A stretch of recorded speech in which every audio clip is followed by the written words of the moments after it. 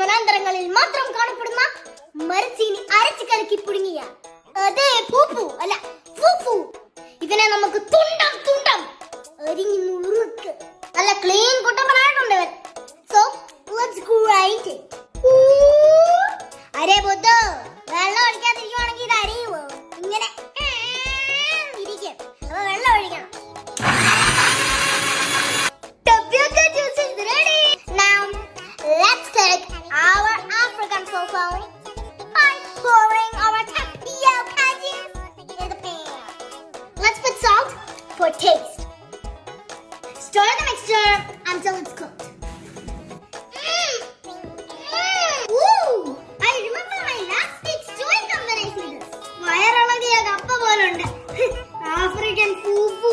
It smells very good. It's ready. Spatula please.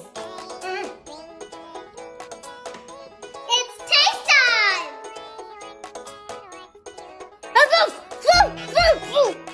വെറുതെ ഇതൊരു ഫൂഫൂന്ന് പേരിട്ടെ. പണ്ടങ്ങാണ്ട് ആഫ്രിക്കക്കാരൻ കഴിക്കാൻ നേരം അതിന്റെ തൊണ്ടയിൽ ഭയങ്കര ചൂടായോണ്ട് ഫൂ ഫൂ എന്ന് വെച്ചതായിരിക്കും. ഇത് തൊണ്ടയിൽ കുടുങ്ങി ചത്തില്ലെങ്കിൽ അടുത്ത വീഡിയോയിൽ കാണാം.